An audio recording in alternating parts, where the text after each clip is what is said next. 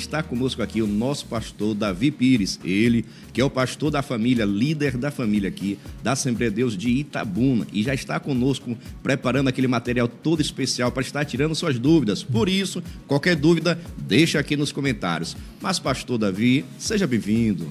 Olá, pastor Giovanni, a paz do Senhor Jesus a você, bem como a todos que estão aí conectados conosco. Já quero mandar um abraço ao nosso pastor presidente, pastor Carlito Fiel, também toda a diretoria da igreja, membresia, congregados, todos aqueles que estão aí conectados conosco.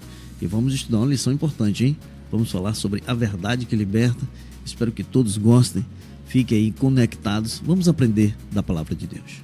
E você já sabe, né? Partilha outro especial também para os irmãos, para os membros aqui da Assembleia de Deus de Itabuna, toda a equipe da Escola Bíblica, o pessoal da mídia, que Deus esteja abençoando a todos vocês. E hoje então, já que nós estamos aqui na lição número 5, que tem temas bastante importantes, é necessário destacar a necessidade, não fique em dúvida, deixa nos comentários, que às vezes nós mencionamos alguma coisa, você pode ficar aqui em dúvida e vamos estar respondendo a todo mundo. Mas hoje, por exemplo, lição número 5, a verdade que liberta. Pastor, que verdade é essa? Que libertação é essa? Quando é que acontece? Como acontece? Onde acontece? O que esperar? Quais são as características? Calma. Fica à vontade, pastor. Você está assustando aí os telespectadores, nem a mim, mas os telespectadores, os irmãos que participam. Você viu que bateria de perguntas ele fez aqui, mas tem muitas pessoas que podem estar com essa bateria de perguntas dentro de si, e a gente está aqui, nós não sabemos tudo, né, Giovanni? Mas Deus tem dado graça para a gente conhecer um pouquinho. É importante entendermos. Você perguntou sobre a verdade. A verdade já sabemos que é Cristo Jesus. Agora, não somos nem nós que dizemos isso. Ele mesmo disse: eu sou o caminho, eu sou a verdade, eu sou a vida. Ninguém vem ao Pai senão por mim. Então, Jesus se apresenta como a verdade para aquele povo que não sabia, na realidade estavam com dúvidas, não via Jesus como o Messias, via como um profeta, até respeitava Jesus como um profeta, mas não tinha essa certeza de que era o Messias que estava ali, o Messias prometido. Então Jesus se apresenta como a própria verdade, a verdade encarnada, digamos assim, porque ele, através dessa verdade, e se alguém o conhecer, consequentemente receberá esta libertação que você acabou de falar aí. Interessante, né? Todo mundo querendo conhecer, saber quem seria o Messias, quando seria o Messias. Aí quando o Messias chega, o povo não reconhece, não aceita, não concorda com o seu ensinamento e acaba rejeitando. Eu sempre digo que é como se o Senhor mandasse um dever de casa, Deus, através dos mandamentos, da lei, mandou um dever de casa. Aí agora chegou o professor para explicar a lei, que era Jesus, e eles não entenderam, né? Jesus veio sob a lei, cumpriu a lei, mas é bom que se diga que Jesus, cumprindo a lei praticamente é abolida. Agora é o próprio Jesus. Nós devemos olhar para Jesus, seguir Jesus, porque ele não fala da verdade, ele é a própria verdade. Então, se eu tenho uma verdade agora encarnada, né, os judeus agora estavam meio que em choque, porque eles estavam fechados, digamos assim, no seu ambiente da lei, e de repente aparece um Jesus, filho de seu Zé e de Dona Maria ali da esquina, com um ensinamento completamente diferente, né? Uma pessoa simples, que tinha uma carpintaria, quem sabe, o pai José, mas que veio revolucionando com a palavra da verdade, sendo ele próprio a verdade. E isso, quem sabe, deu um nó na cabeça dos judeus. Até porque, né, a lei valorizava muito o exterior, o não fazer uma coisa, e Jesus agora vem trabalhar exatamente o interior do homem. O que está escondido do homem, tem cada coisa escondida no ser humano. Eu até vi aqui, Giovanni, pesquisando um pouquinho, o contexto no Antigo Testamento, sobre a questão da verdade, que ela faz um paralelo justamente com fidelidade, né? Aí o primeiro ponto é um sentido intelectual, digamos assim. O que significa isso? Sobre os fatos que podem ser verificados como autênticos ou falsos. Aí vem esse contexto no Antigo Testamento. A gente pode entender numa passagem bíblica, 1 Reis, capítulo 10, versículos 6 e 7, em que a rainha de Sabá vai fazer uma visita a Salomão. Lembro. Né? Essa passagem é interessante porque a rainha de Sabá disse assim: é verdade. Olha a palavra verdade. É verdade. Tudo que eu ouvi, né? Tudo que eu ouvi sobre sua riqueza, sobre a sua sabedoria, é verdade. Ou seja, ela ouviu, mas não tinha acreditado. Porque as mensagens eram muito grandes em relação ao rei Salomão. Mas ela veio em loco e disse: é verdade. No versículo 7, ela diz assim: eu não cria.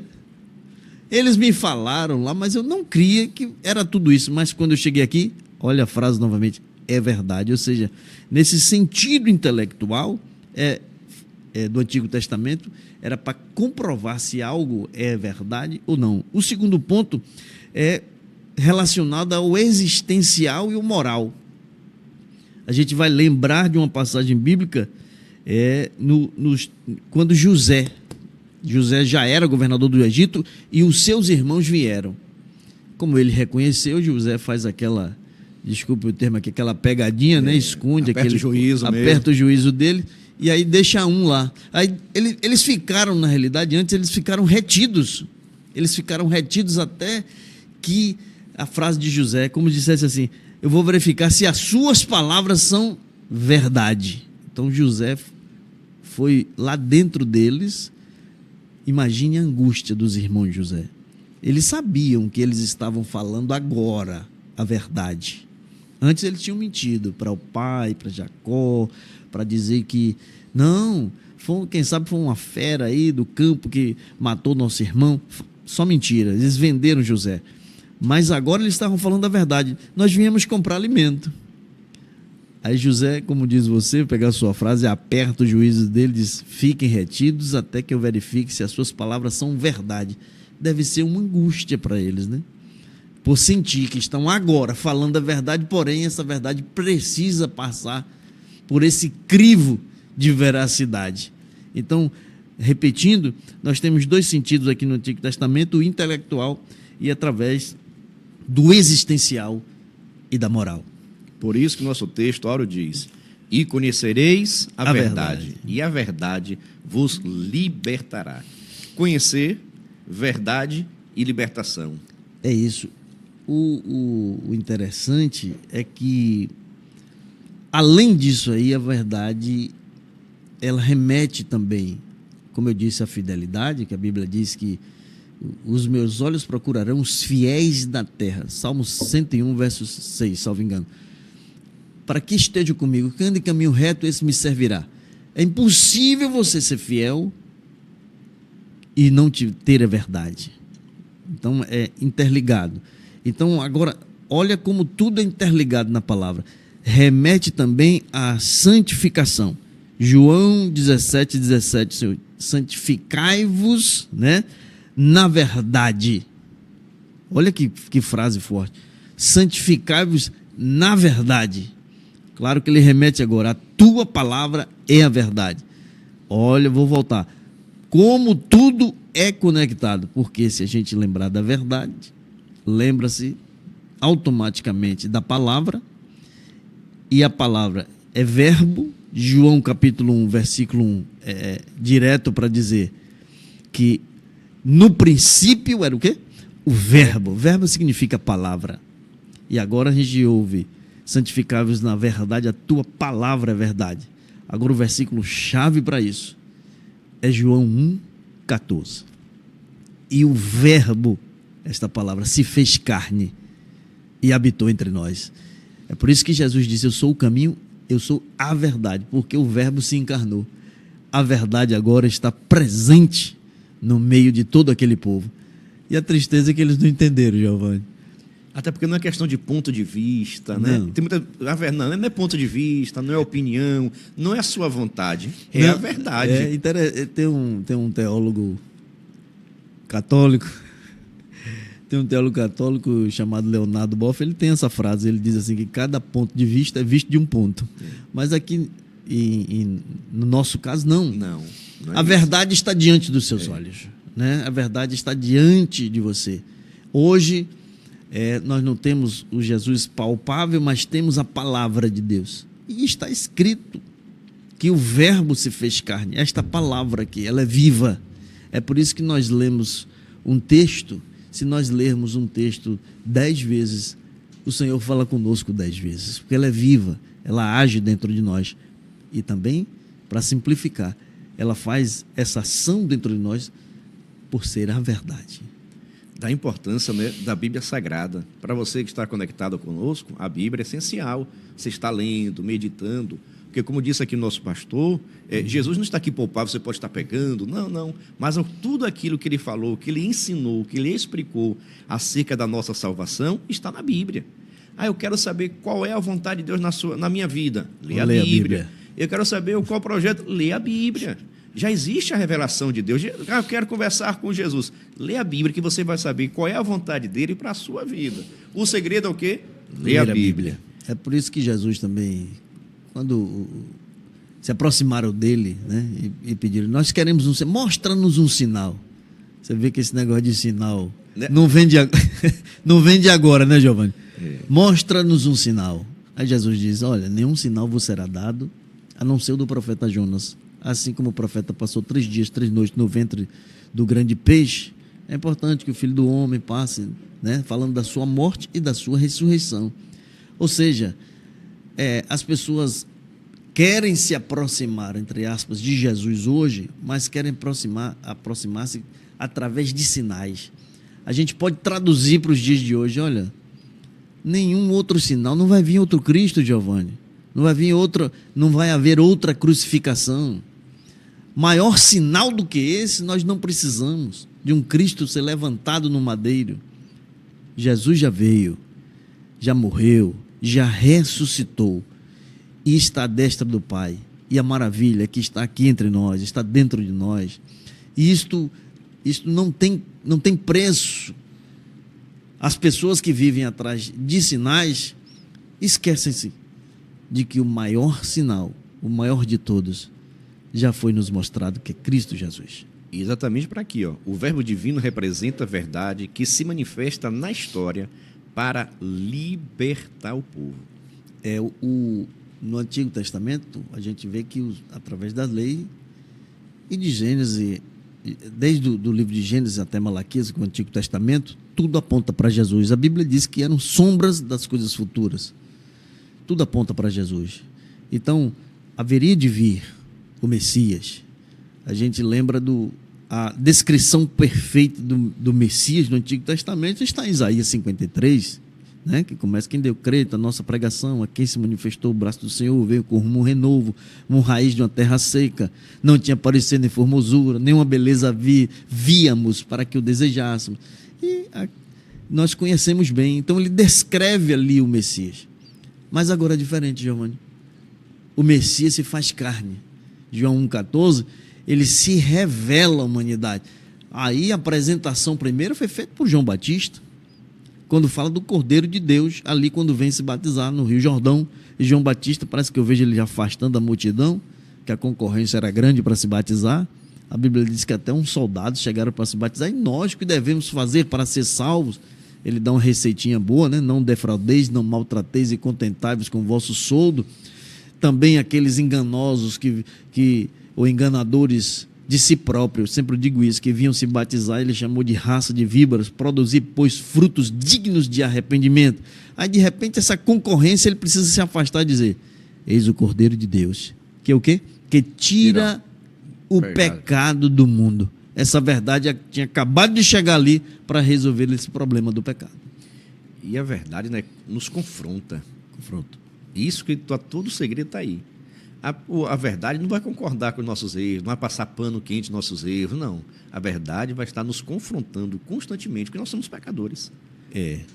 Erramos. Eu sempre digo e ensino às vezes, por que nós oramos de olhos fechados, Giovanni? É porque precisamos nos desconectar. Vamos falar uma palavra mais moderna aqui. Precisamos nos desconectar deste mundo e nos conectarmos com Deus e conosco. Todas as vezes que nós fechamos os olhos, parece um paradoxo, nós olhamos para dentro de nós. E aí vamos enxergar se há verdade naquilo que falamos, naquilo que pregamos, naquilo que sentimos, naquilo que demonstramos às outras pessoas. Essa verdade, a sua palavra foi pertinente. Essa verdade nos confronta. Acho que nós vamos chegar aqui ainda no caso da mulher que foi pega em adultério. Foi isso que Jesus fez, né? Ele era a própria verdade, confrontou aqueles homens que queriam apedrejar aquela mulher. A nossa leitura bíblica de hoje está em João, capítulo 7, versículo 16 a 18, que é a doutrina de Jesus. João, capítulo 7, 37 e 38, é o convite de Jesus e a verdade que liberta. João, capítulo 8, versículo 31 a 36. Recomendo você fazer a leitura para que você possa estar assim conectado. Mas vamos para a nossa introdução, pastor. Agora, menino, vai engrossar o caldo, viu? Não vai, não. A introdução da lição diz assim: o Senhor Jesus simboliza a verdade que é apresentada no Evangelho de João. Neste estudo, iremos explorar a manifestação do Senhor como a verdade em Jerusalém, a resistência dos escribas e fariseus a essa verdade e, por fim, o poder da verdade que oferece liberdade ao pecador. Compreender Jesus como a verdade encarnada de Deus está ligado à verdadeira vida e liberdade em Cristo. Observe que nós temos praticamente 3 pontos aqui interessantes que eu sublinhei, que fala, primeiro, nessa manifestação do Senhor como a verdade em Jerusalém. Ou seja, nós já falamos que o verbo se fez carne. Jesus agora se manifesta. Não é uma verdade abstrata, não é uma verdade e que no Antigo Testamento é como se o próprio Deus precisasse mostrar tanto para os judeus como para os pagãos que ele era a verdade. No episódio da arca que foi levada e foi colocada no templo de Dagon, os seguidores de Dagon imaginavam que o Dagon era a verdade.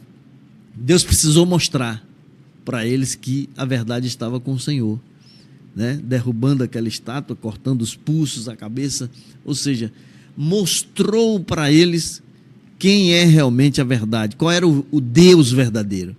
No caso de Jesus aqui, o Senhor mostra-se à sociedade. É por isso que a Bíblia diz: ele veio para o que era seus, mas os seus não o receberam, Giovanni, não acreditaram. Veja como a aparência complica, né? Quem sabe esperava um libertador, alguém ali cheio de exército, né? Montado em altos cavalos. O Davi, novamente, aí, o guerreiro Davi. O Davi, ou esperava um profeta que mandasse descer fogo do céu, né? Mas Jesus veio na simplicidade, nascendo ali numa manjedoura, na simplicidade, e o mais interessante, pregando a verdade.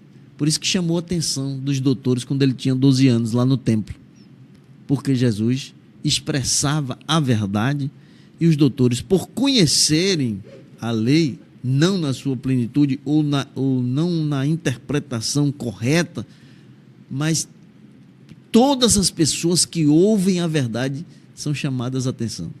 Acredita nisso? Porque você disse mesmo, a verdade ela confronta, ela vai dentro da gente e faz a gente olhar para dentro da gente e ver se realmente estamos falando a verdade ou não, né? Jesus, a verdade em Jerusalém. Fique à vontade, pastor. Jesus, a verdade em Jerusalém. Jesus precisava, era uma festa grande do tabernáculo, né?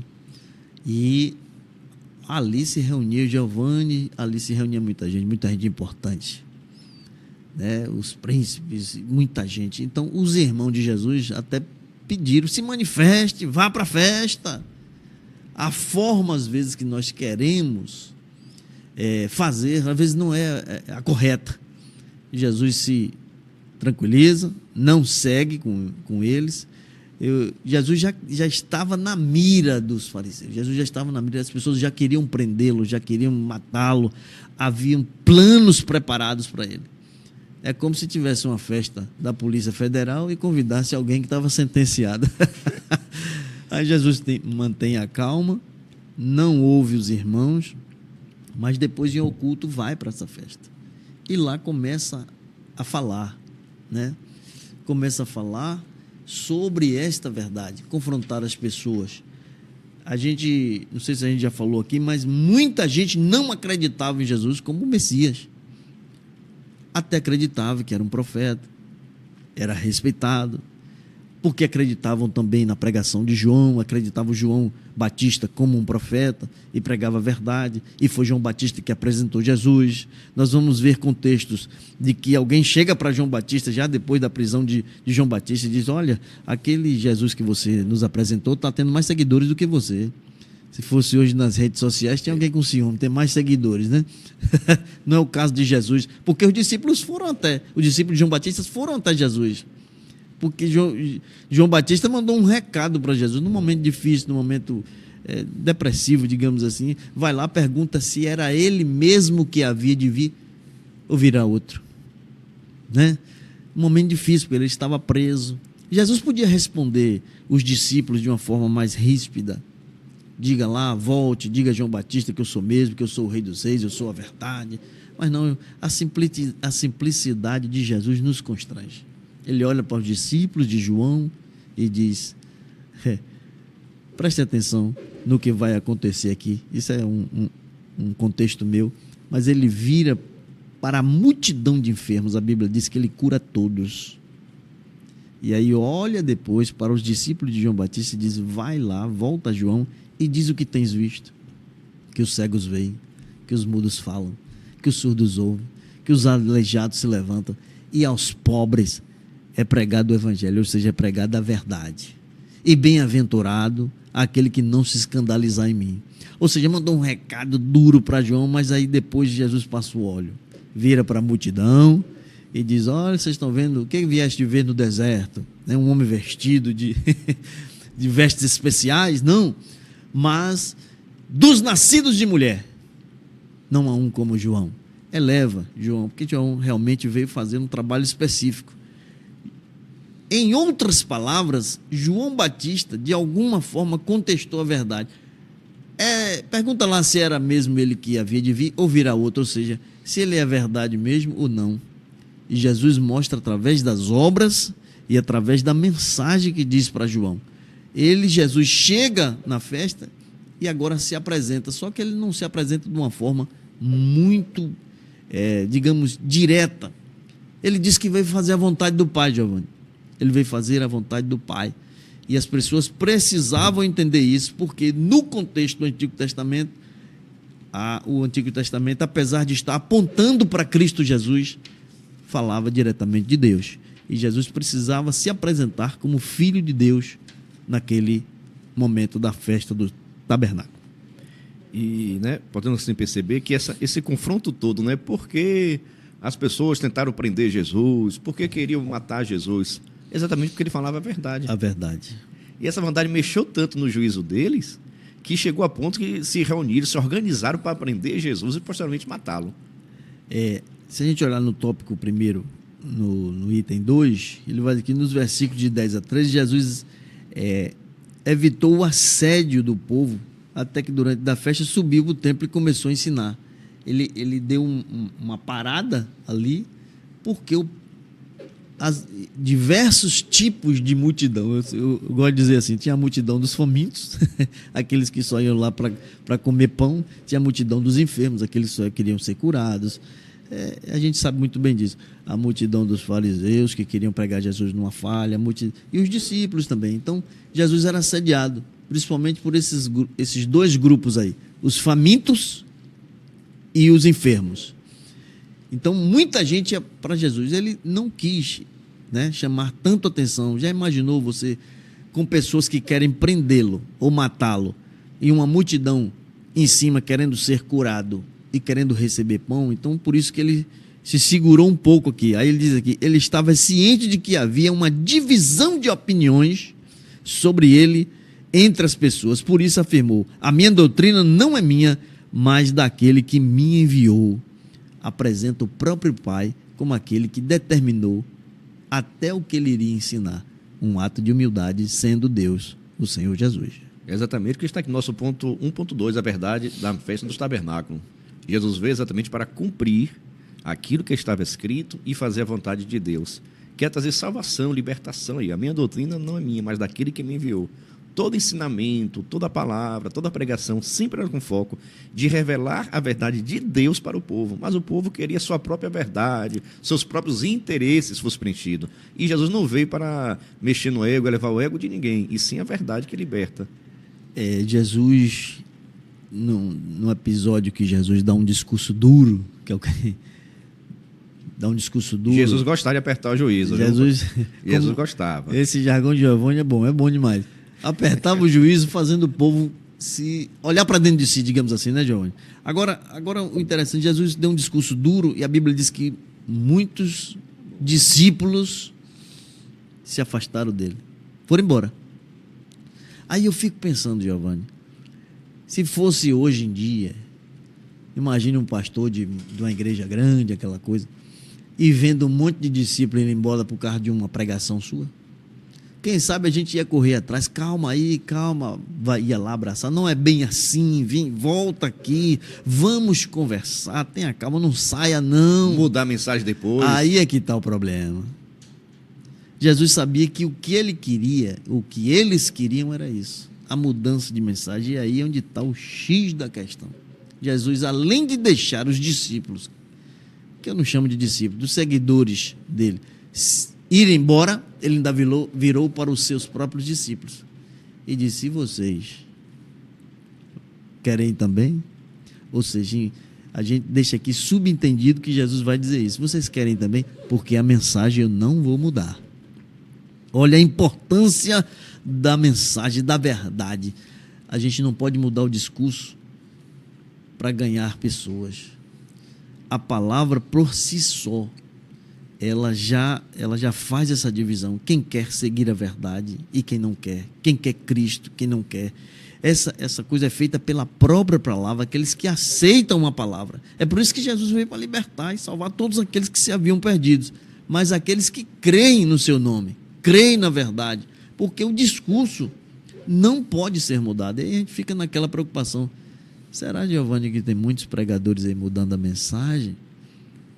Fica esta pergunta aí, como diz você, põe nos comentários aí para ver se tem muita gente mudando o discurso para que as igrejas fiquem cheias. Desculpe, cheias ou inchadas a gente não sabe muito bem, mas uma coisa é certa: se a palavra for pregada de forma íntegra, na verdade, aqueles que estão seguindo a Jesus não serão confundidos. Já deixa anotado aí, faça seus comentários, por gentileza, viu? Porque o que transforma a vida do homem, que modifica o homem, é a palavra de Deus. Nós não pregamos aqui autoajuda, não. É a palavra que liberta, que transforma, que regenera o homem. Por isso a necessidade de nós que estamos aqui na frente, pregando, ensinando, devemos falar aquilo que está escrito. Porque a palavra de Deus acaba libertando o homem do pecado, da opressão. Por isso, pregadores que estão agora conectados conosco, por gentileza, não mude a mensagem, não, para mexer com o povo e deixando assim de pregar a verdade. Prega aquilo que está escrito mesmo, que vai trazer modificação e libertação a todos. 1.3, vivendo na verdade. Vivendo na verdade. O que é viver na verdade? É viver em Cristo, né? Viver em Cristo Jesus, andar na verdade. Há muitos jargões sobre a verdade. A verdade dói. Já ouviu isso? Já. Ah, mas a verdade dói. Outra verdade. Olha, nem toda verdade é para ser dita. Outro jargão, né? Ou seja, mas o que é a verdade se eu não viver a verdade? Se eu não viver essa verdade, além de eu não ser verdade, eu vou caminhar na mentira, porque não há meio termo, Giovanni. As pessoas, olha outro jargão aqui, isso não é mentira não, isso é meia verdade. São muitos jargões, né? E a gente percebe na palavra de Deus que o Senhor, ele não aceita esses meio termos, Giovanni. A Bíblia diz, olha, seja a sua fala sim, sim, não, não. O que passar disso é procedência maligna. Lá em Apocalipse vai dizer, olha, ou você é quente ou você é frio, porque fostes morno, vomitar-te-ei da minha boca. Não há, nós vemos lá no episódio de Elias, né? Se Deus é Deus, seguiu, se é Baal, seguiu. Até quando cocheais em dois pensamentos? Então não há meio termos para Deus. Então, verdade sempre será verdade. Há pessoas que rodeiam muito para se falar a verdade. Viver na verdade é seguir os mandamentos, os preceitos e a palavra do Senhor Jesus. Não pode haver rodeios quando vamos falar do amor de Deus. A gente prega para alguém que ainda não aceitou Jesus e às vezes somos confrontados, digamos assim, com algumas perguntas que a gente chama de capciosas, perguntas de bolso. Como sair dessa situação? Desculpe aqui falando a verdade. Olha, já que você me perguntou, eu preciso dizer que só aqueles que aceitam Jesus como seu único e suficiente Salvador, biblicamente, são esses que têm a vida eterna. Ah, mas eu ouvi dizer que uma vez salvo, salvo para sempre. Olha, a Bíblia diz que é preciso guardar o que tem, para que ninguém tome a sua coroa. A verdade, ela tem que ser dita em momento oportuno e em todo tempo, ao mesmo tempo. Como seria isso? Verdade sempre será verdade, porque Jesus sempre será Jesus. Por isso ele nos convoca a não somente conhecer, mas também viver essa verdade. Essa diferença entre conhecer a verdade e viver a verdade. Como funciona? Não, conhecer a verdade, meu Deus, tem gente que lê mais Bíblia do que a gente. Tem. Né? O Jô Soares, lembrei aqui do Jô Soares, já falecido, ele mesmo falava nos seus programas que ele lia muito a Bíblia. E há pessoas que leem a Bíblia para a sua própria condenação. Eu conheço pessoas que liam a Bíblia para confrontar alguém que iria pregar para ele. Ou seja, a Bíblia, ela é uma espada de dois gumes. Está escrito, a própria palavra de Deus, ela é uma espada de dois gumes que vai, que corta dos dois lados, vai na divisão da alma e do espírito do homem, apta para discernir juntas e medulas. Então, há pessoas que conhecem muito. Se você for na Câmara Federal, no Senado, há muitos leitores. Quem sabe é o chamado conhecimento humano. Mas ninguém pode interpretar a Bíblia se não estiver com o seu autor dentro de si, o Espírito Santo. Então, conhecer é uma coisa. Conhecer, eu posso conhecer diversos livros. Você, como leitor, Giovanni, me permita aqui, eu também. Nós temos livros até complicados em casa, digamos assim. Alguns livros que é para a gente poder conhecer. Já disse que, acho que é Sun Tzu que diz que a gente, para vencer o inimigo, precisa conhecê-lo, né? Tem outro livro também, A Arte da Guerra, que é interessante, que ele fala sobre isso. A gente precisa conhecer este inimigo. Então, conhecimento, muita gente tem. O próprio Jesus falou muitas vezes a questão do diabo e do demônio.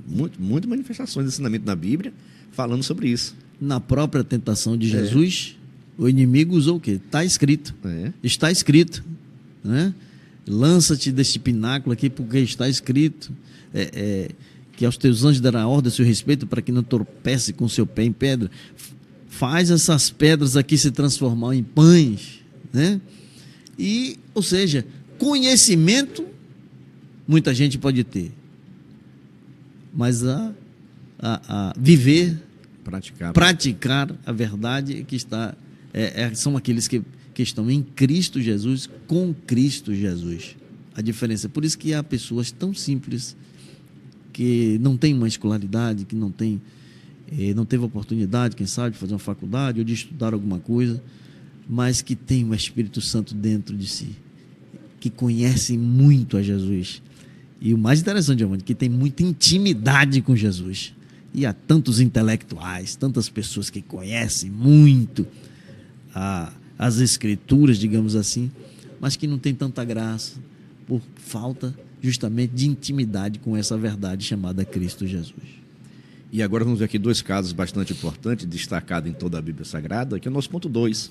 Jesus, a verdade diante dos escribas e fariseus, dos grupos difíceis de lidar, liderança de Israel, cada um na sua área, mas são dois grupos aqui de lideranças, mas, no entanto, perderam a oportunidade de viver aquilo que estavam ouvindo, tinham conhecimento, mas na hora de praticar, porque o negócio é difícil, viu? A gente vê aqui, eram exímios leitores da palavra de Deus, digamos assim. Falar metade do versículo, já fala o versículo todo. Exímios leitores da palavra de Deus. Manuseavam os pergaminhos como ninguém. Mas olha o perigo de você atrelar alguma coisa acima das Escrituras. O que via acima das Escrituras na vida deles? Os costumes, a cultura, a má interpretação, eu digo em relação aos seus próprios deleites, às suas próprias benesses. Então, olha o perigo que é. Eu não posso querer adaptar as Escrituras à minha vida. Eu preciso adaptar a minha vida às Escrituras. Eu preciso olhar o que ela pede para que eu faça e fazer. Eu preciso ser confrontado, digamos assim, por ela, ou seja, a fim de ser corrigido nos meus erros. E a gente lembra aqui que tem este fato, ou esta narrativa, no capítulo 8 do Evangelho de João, que vai falar da mulher adúltera. Que vai ser o tema forte, viu? Observando aqui, Deus aplica agora no meu coração esses dois temas, a questão dos escribas e fariseus. Sim, sim. Quem são os escribas, né? Aqueles que escreviam a lei, redigiam a lei. Né? Ficava copiando os copistas, e o cuidado, né? Que tinha. O cuidado que tinha. Lavava a pena, era... Vota, vai votar, vota, lia, olhava, observava, qualquer coisinha. A maior preocupação que tinham. Os escribas, aqueles que ficavam escrevendo a lei. Os fariseus, aqueles que explicavam a lei. Os doutores da lei. Então, um escrevia e outro explicava a lei. E observe, ambos tiveram dificuldade de aceitar e de reconhecer Jesus como o Senhor e Salvador da sua própria vida. E veja que todos os dois grupos aqui estão ligados à palavra, ao conhecimento da palavra. Explicavam a palavra, mas não conseguiam viver a palavra. Aqui agora veio meu coração, pastor, a preocupação de nós enquanto lideranças, nós enquanto pastores, enquanto professores, enquanto doutores, teólogos, pregadores. A preocupação de não somente explicar a palavra, ou ler a palavra, mas viver a palavra.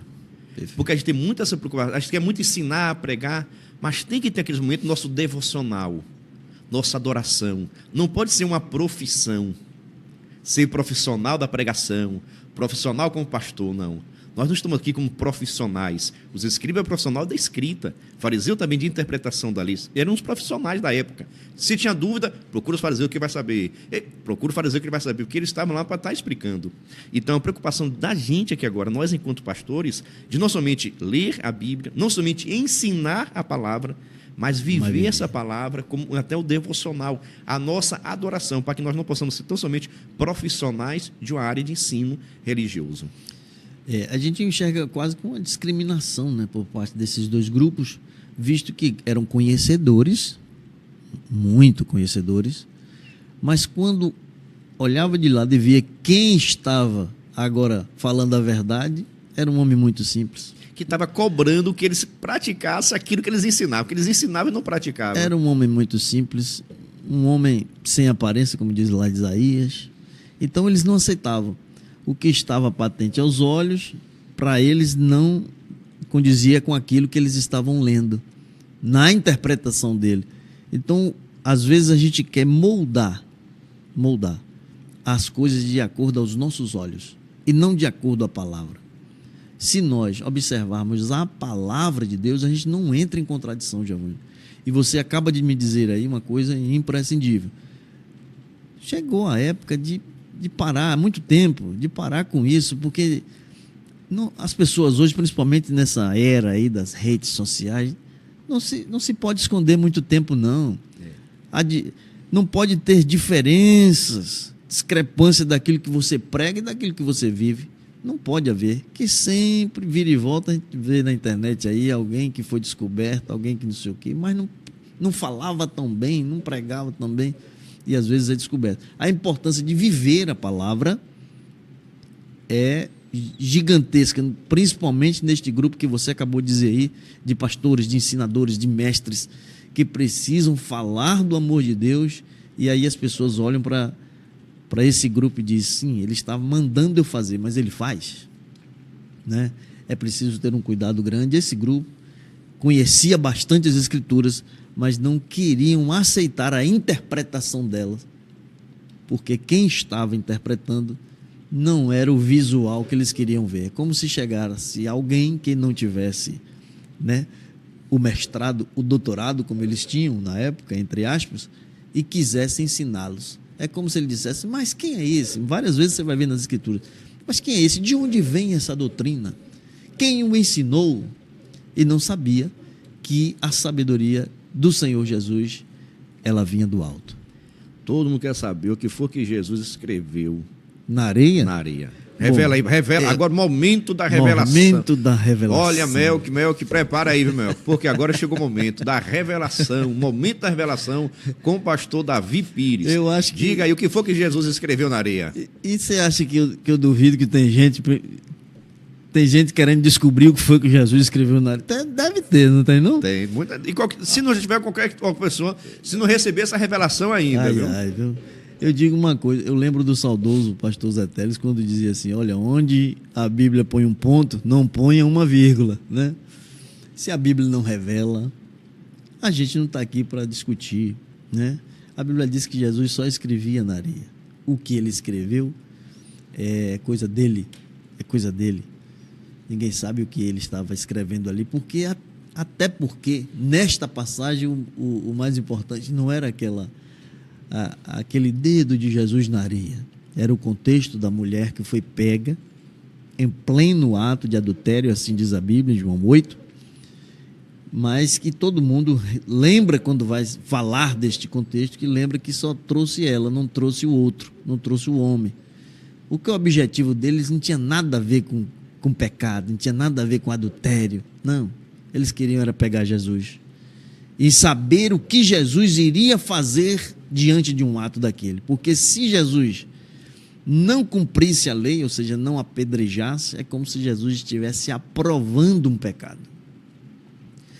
E se Jesus apedrejasse, ele não seria o Messias, porque o Messias vir para apedrejar uma mulher em plena praça pública não seria o Messias. Mas ninguém pode com a sabedoria do nosso Jesus, né, João? Ninguém pode. Jesus simplesmente faz com que cada um que está com uma pedra na mão tenha a capacidade de olhar para dentro de si. Com aquela frase, aquele que não tem pecado, seja o primeiro a tirar a pedra. Ele faz com que as pessoas olhem para dentro de si. Oh, coisa linda é quando a gente passa a olhar dentro da gente. Deixa de olhar os outros e olhar dentro da gente. Por quê? Porque a gente, quando consegue olhar dentro de nós, a gente enxerga os nossos defeitos. Eu vou repetir o que eu disse no início aqui. É por isso que crente olha de olho fechado. Porque quando ele fecha os olhos, ele se desliga deste mundo e passa a olhar dentro de si. Não tem como você enganar a você mesmo. Você ora, apresenta o seu coração para Cristo e encontra ali os seus erros, as suas falhas, os seus defeitos. Foi isso que Jesus fez com aqueles homens, fazendo com que eles olhassem para dentro de si. Quando eles olharam, enxergaram os seus erros, enxergaram os seus pecados. E a Bíblia diz que todos deixaram as pedras, a começar pelos mais velhos. Um adendo aqui com relação até à cultura romana, na judaica, de acordo com o crime poder ser feito, poderia ser apedrejado, né? O adultério e tal, poderia ser na cultura judaica. Só que os judeus ali não era nação independente. Sim, estavam sobre o olhar, sobre a tutela ali dos romanos. E nos romanos era proibido. Sim. Se no primeiro momento que Jesus tirasse a primeira pedra, seria acusado. Ainda tem esse problema ali, né? A questão criminal romana, porque ele não poderia fazer isso. Na lei judaica poderia. Só que no caso, a lei que estava funcionando não era judaica, e sim a lei romana, que proibia tal ato de ser feito. Tanto que acredita-se que quando acontecesse alguma coisa assim, alguns judeus, mais tentando dar um jeitinho na lei, pegavam a pessoa, jogar no precipício. Para que a pessoa caísse, batesse a cabeça na pedra e assim morresse. Entendi. E é como se estivesse cumprindo a lei deles e a dos romanos, né? Porque não poderia ser apedrejado em praça pública. Existia essa proibição. Quando existia essa discrepância nas leis, os judeus queriam também cumprir as suas próprias leis, mesmo estando sob a tutela, as ordens dos romanos. Isso aí aconteceu também, foi no caso de Barrabás e Jesus, né? Que Pilatos queria liberar Jesus e eles gritavam, não, É como se ele dissesse, na nossa lei é para crucificar, é para acabar, porque se vocês não encontraram nada aí de errado nele, mas nós daqui na nossa lei encontramos. Então havia essa briga em relação às leis. Mas no caso aqui desta mulher adúltera, eu volto a repetir, o problema é que ele não estava preocupado em quem estava pecando, em quem deixou de pecar. Não, eles trouxeram um exemplo, né? Um protótipo, digamos assim, colocou no meio ali, mas o objetivo era atingir Jesus. Eles não estavam preocupados com o pecado, se pecado era contra Deus, não. Eles queriam ver a reação de Jesus em relação à mulher. Mas quando Jesus fala para eles olharem para dentro de si, aí agora a situação mudou. Porque quem olha para dentro de si próprio enxerga os seus erros. E o ser humano tem, cada vez mais, não quer reconhecer. Não quer reconhecer. Não quer reconhecer. Jesus, a verdade revelada. Verdade revelada. Olha, nós já falamos no início aqui que no princípio era o verbo, João 1:1, e o verbo estava com Deus, o verbo era Deus. Então Jesus existe antes de qualquer coisa. Em Apocalipse é claro em dizer, eu sou o alfa, que é o início, né? E o ômega, que é o fim. É o princípio e o fim. O Senhor existe antes de todas as coisas. O Antigo Testamento são sombra das coisas futuras. Ele apresentava Jesus de Gênesis a Malaquias, apontando para o Senhor Jesus. Só que agora a verdade precisa se revelar. E aí João 1,14 vai dizer, e o verbo, que é palavra, se fez carne. E aí, olha que maravilha, e habitou entre nós, né? Esta verdade se revelou ao mundo, se revelou à humanidade, nesse ministério de 3 anos e meio, revolucionou a humanidade, mudou o calendário da humanidade. Hoje pegamos qualquer livro de história, tem AC e DC, antes de Cristo, depois de Cristo, mudou o calendário da história, transformou a vida de muita gente, salvou e continua salvando nos dias de hoje, revolucionou. Nós temos pessoas que são transformadas, que aos olhos humanos seriam impossível de serem transformadas, só através desta verdade. E verdade revelada é que pode haver este tipo de transformação na vida do ser humano. Jesus, o caminho, a verdade e a vida. Isso foi ele mesmo quem disse. Ele se apresentou, né? Eu sou o caminho, eu sou a verdade, a palavra verdade, eu sou a vida. Diante desse contexto, Giovanni, eu acho interessante. Ele já tinha se apresentado, eu sou o caminho, eu sou a verdade, eu sou a vida. Ninguém vem, olha, ele não vai dizer que ninguém vai, não. Ele diz, ninguém vem ao Pai, porque ele é Deus. Ninguém vem ao Pai se não for por mim. Ora, se Jesus já tinha se apresentado como verdade, tem um episódio engraçado, se não fosse trágico, que é Jesus em frente a Pilatos. Aquela conversa é interessante, em João 18, que Jesus diz aqui, acho que é versículo 38, disse-lhe, né, o 36, o 35 diz, Pilatos respondendo, porventura sou eu judeu? A tua nação e os principais dos sacerdotes entregaram você a mim, foi eles que me entregaram. Jesus respondeu, o meu reino não é deste mundo. Aí Pilatos disse, então agora vejo que tu és rei. Aí vem a frase de Pilatos no versículo 38. Diz assim, o 37, perdão, aqui Jesus diz assim, disse-lhe, pois, Pilatos, logo tu és rei. Jesus respondeu, tu dizes que eu sou rei. Eu para isso nasci. Jesus falando, eu para isso nasci. E para isso vim ao mundo. A fim de dar testemunho de quê? Da verdade. Olha que maravilha. A fim de dar testemunho da verdade. Todo aquele que é da verdade, ouve a minha voz. Jesus já tinha se apresentado. Mas agora Pilatos não tem o que fazer. Olha para Jesus e diz, o que é a verdade?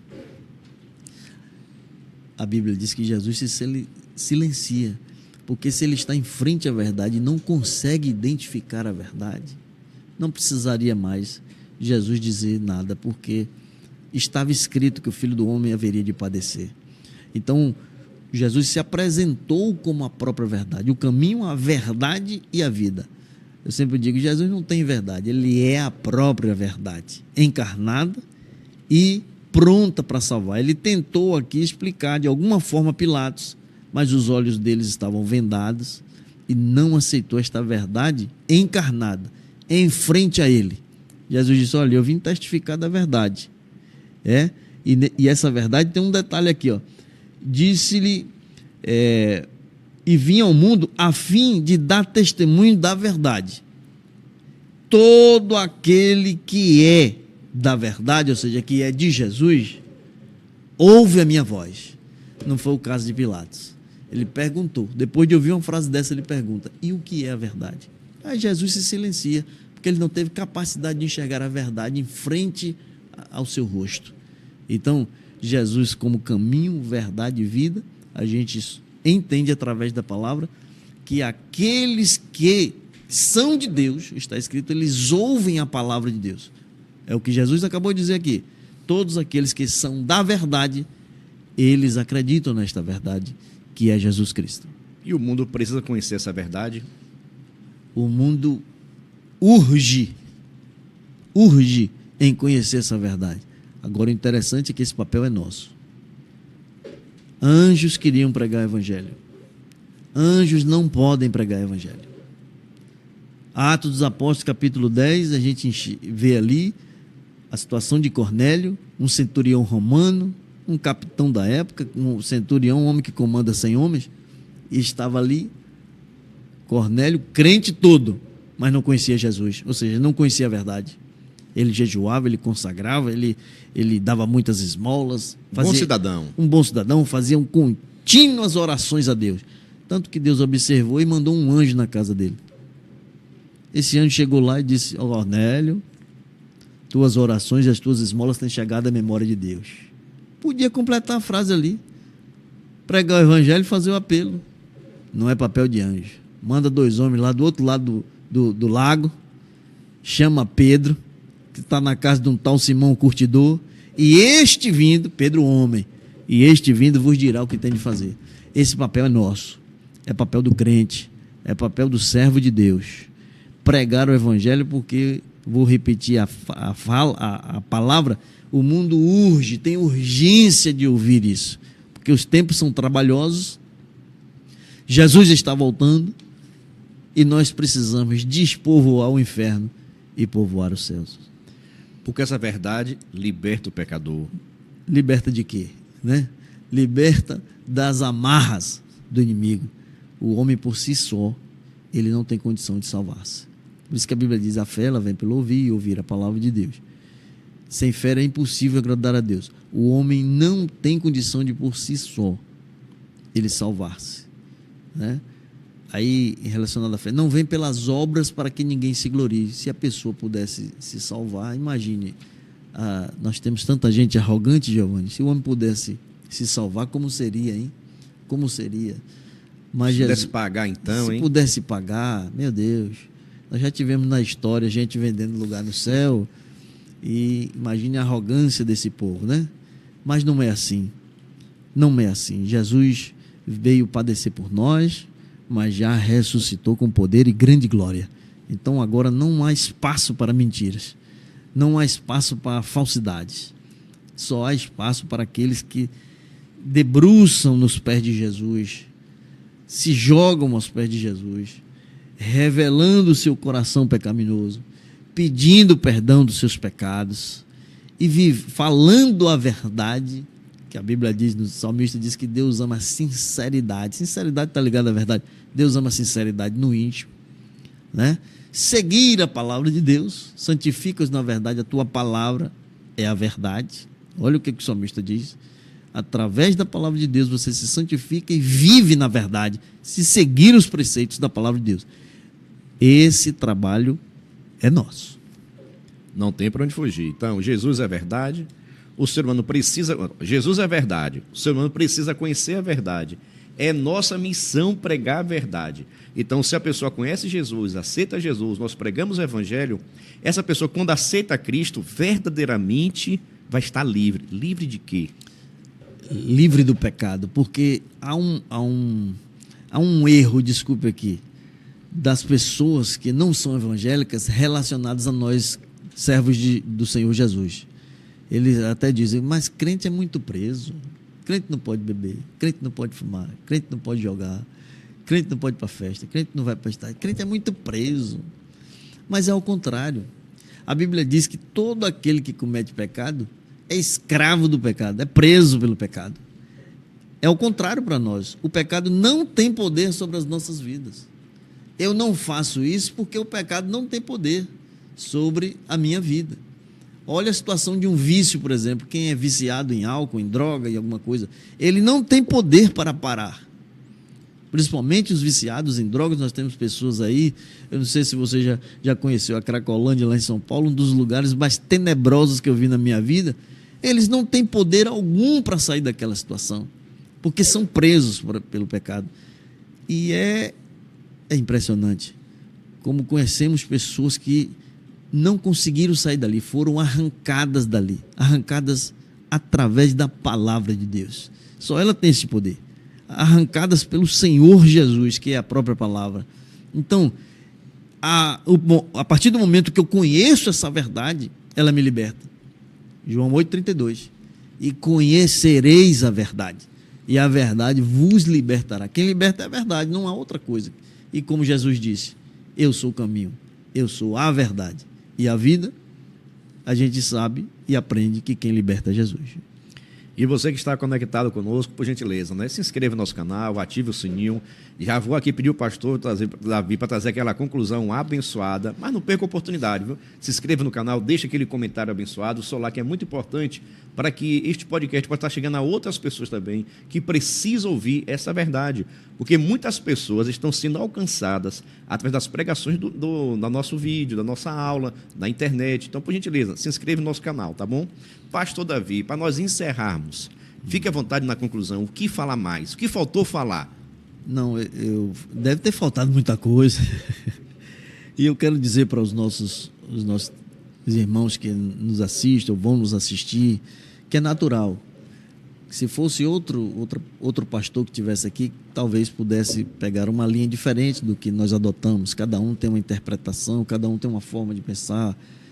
Às vezes a condução também nos leva a determinada linha do tempo e do contexto histórico.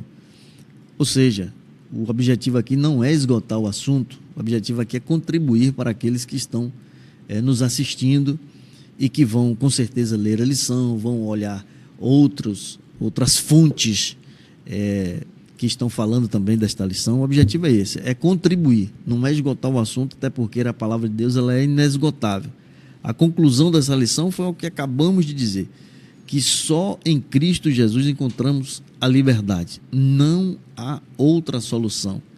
Ele nos faz ser livres por dentro. Há pessoas, Giovanni, que são extremamente ricas. Há pessoas que são extremamente abastadas na vida, mas que são presas por dentro. Pessoas bilionárias. Por isso que de vez em quando a gente observa aí nos noticiários pessoas muito ricas tirando a própria vida, né? Pessoas que, mas ele tinha tudo, mas não era liberto por dentro, não tinha felicidade que nós temos. Passamos por dificuldade, passamos. A Bíblia diz que no mundo teríamos aflições, está escrito, o Senhor nos alertou, mas mandou termos bom ânimos, porque Ele venceu o mundo. Giovanni, nós precisamos entender isso. Em Cristo somos mais do que vencedores, por aquele que nos amou. Isto é uma promessa gloriosa. O apóstolo Paulo é direto para dizer, se nós pensarmos somente nesta vida, somos os mais miseráveis dos homens. A gente precisa entender que há um futuro. Há um futuro glorioso para aqueles que creem em Jesus, para aqueles que foram libertos pelo poder da sua palavra. Há um futuro glorioso. Não podemos pensar só nessa vida. É que o Senhor vetou aos nossos olhos. O Senhor tirou esta capacidade do ser humano de saber o que há após a morte. Ninguém sabe o que está lá. Nós só aprendemos através de Hebreus capítulo 9, versículo 27, só uma coisa: após a morte, segue-se o juízo de Deus. É só o que sabemos. É o que sabemos de Lázaro e rico, quando ele diz: olha, meu amigo, está posto um grande abismo entre mim e ti, de forma de quem está lá não pode passar para cá e vice-versa. É o que nós sabemos sobre morte, mas nós não sabemos o que há após a morte. Ninguém foi lá e voltou e disse: eu estive lá, voltei, é assim, é assado. Não. Nós temos alguns relatos, eu vi uma luz, eu vi... Não é experiência. A experiência, o ladrão na cruz não está aqui para falar para a gente, porque Jesus disse: hoje mesmo estarás comigo no paraíso. Só ele sabe o que está acontecendo por lá. É pensar num futuro glorioso com Cristo Jesus. Quando ele nos garante novos céus e nova terra. É pensar numa vida eterna de alegria com Jesus, livre de todo o pecado e de toda a tristeza, porque ele garantiu tirar dos nossos olhos toda lágrima, toda tristeza. É uma vida eterna de comunhão, de alegria, de gozo, de alegria dentro do coração. Isso não tem preço. O crente deveria pensar nisso para não se afastar dos pés do Senhor. E aqueles que não aceitaram Jesus deveriam pensar nisso para sair deste mundo de horror e vir para os pés de Jesus, que é vida com abundância. Glória a Deus. Só nos resta agora estar agradecendo ao nosso Deus pela essa oportunidade de estar aqui com você, conectado, essa ministração dessa aula. Agradecemos também ao nosso pastor presidente, juntamente com toda a editoria, por estar nos concedendo essa oportunidade. Ao pastor Davi, eu falei com vocês, vocês lembram que eu falei aqui com vocês? Pastor Davi vai ter cadeira cativa aqui. Eu falei, o homem é forte, menino. O homem aqui é forte, viu?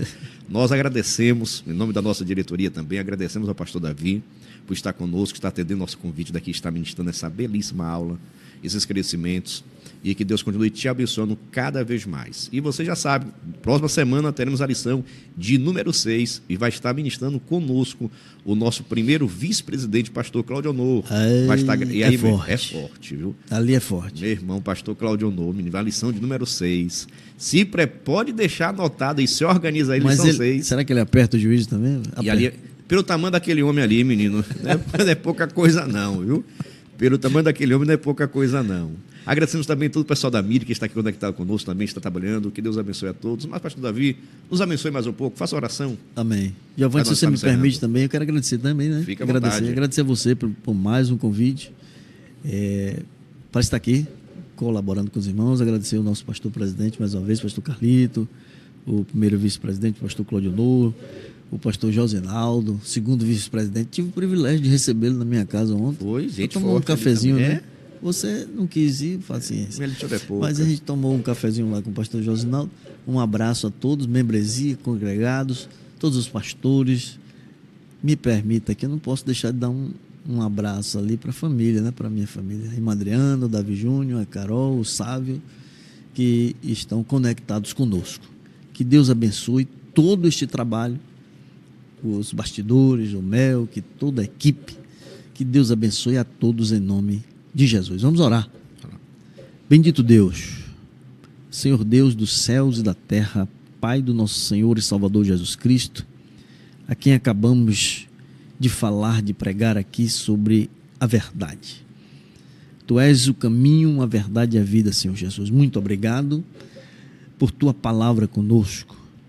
Eu oro aqui por todo este trabalho que está sendo realizado. Nosso objetivo aqui, Senhor, é alcançar vidas e vidas que conheçam esta verdade chamada Cristo Jesus.